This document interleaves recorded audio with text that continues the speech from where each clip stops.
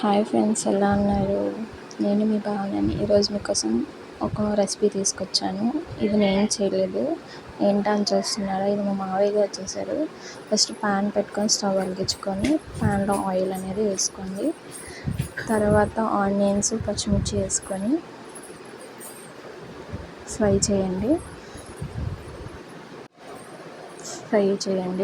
కొంచెం బాగా deep fry చేసుకోవాలి. ఎందుకంటే ఇది ఏంటో రెసిపీ అని చూస్తున్నారు. హిప్పీ నూడిల్స్ చాలా బాగా చేస్తారు మా మావయ్య గారు.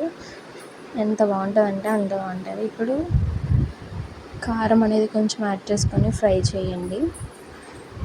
కొంచెం బాగా కారం వేగితే స్మెల్ అనేది రాదు. కొంచెం బాగా ఫ్రై అయిన తర్వాత అప్పుడు సాల్ట్ యాడ్ చేయండి. సాల్ట్ కూడా వేస్తే ఆనియన్స్ అనేవి కొంచెం బాగా ఫ్రై అవుతాయి. కారం కూడా కొంచెం బాగా ఫ్రై అయినాక సాల్ట్ వేసుకున్న తర్వాత 4 ఎగ్స్ అనేవి వేసుకోండి. మన ఇష్టం, ఎన్ని ఎగ్స్ అయినా వేసుకోవచ్చు. మా మామయ్య గారు 4 ఎగ్స్ వేసారు. 4 ఎగ్స్ వేసుకున్న తర్వాత కొంచెం వెంటనే బాగా ఇచ్చేసి డీప్ ఫ్రై చేసుకోకుండా స్లోగా అనేది కలుపుకుంటుంటే మొత్తం చిన్న చిన్న పీసెస్గా కాకుండా కొంచెం బాగా వస్తుంది. ఎగ్ అనేది బాగా ఫ్రై అవుతుంది కూడా. మరీ డీప్ ఫ్రై చేసుకుంటా కొంచెం బాగా ఫ్రై చేసుకుంటే చాలా బాగుంటుంది హిప్పీ నూడిల్స్కి.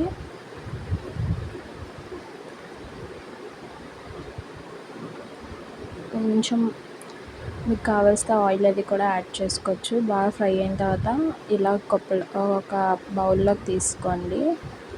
ఎందుకంటే డైరెక్ట్గా దాంట్లో వాటర్ వేసి హిప్పీలో ఉన్న పౌడర్ అది వేస్తే మొత్తం ఎగ్ అనేది ఇది చిన్న చిన్న పీసెస్ అయిపోద్ది. అసలు మనకి హిప్పీ నూడిల్స్ తిన్నట్టు కూడా ఉండదు. సో అందుకని మా మావయ్య కప్పులో తీసేస్తారు. తీసుకున్న తర్వాత మళ్ళీ ప్యాన్లో వాటర్ అనేది 4 గ్లాస్ వాటర్ అనేది యాడ్ చేసుకోండి. హిప్పీ సూప్లా ఉండాలనుకుంటే ఎక్కువ వాటర్ యాడ్ చేసుకోవచ్చు. లేదనుకుంటే మనకి కొంచెం థిక్గా ఉండాలి, వాటర్గా ఉండకూడదు అనుకుంటే తక్కువ వాటర్ వేసుకోండి. మేమేమి సూప్లా కాకుండా థిక్గానే చేసుకున్నాము. ఆ పౌడర్స్ 3 ప్యాకెట్స్ చేసుకున్నాం కాబట్టి 3 ప్యాకెట్స్లో ఉన్న పౌడర్ అనేది యాడ్ చేశారు. నెక్స్ట్ గరం మసాలా కూడా లైట్గా వేసుకున్నాము.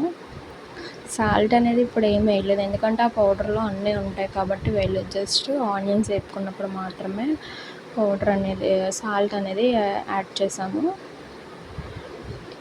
ఇది మొత్తం కొంచెం హై ఫ్లేమ్లో పెట్టి బాగా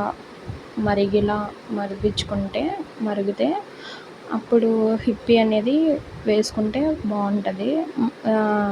కారం అనేది అన్నీ అవి పౌడర్ కూడా బాగా మరిగితే టేస్ట్ బాగా వస్తుంది. ఇప్పుడు హిప్పీ తీసుకొని ఓపెన్ చేసుకొని అవి వేసుకున్నాము.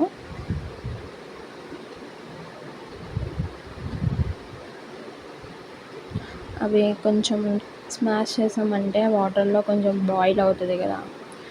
మరీ ఎక్కువగా గరిటతో నొక్కేయకండి, ఎందుకంటే అవి ఇరిగిపోతే టేస్ట్ ఏమి ఉండదు. సో అవి జస్ట్ అలా స్మాష్ చేశాను నేను.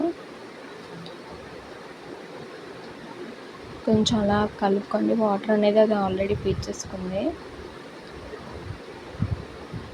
అది కొంచెం బాగా బాయిల్ అయిన తర్వాత అప్పుడు ఎగ్ అనేది వేసాము. కొంచెం వాటర్ వేసిన తర్వాత కలిపేసాం కదా అని వెంటనే వేయకండి.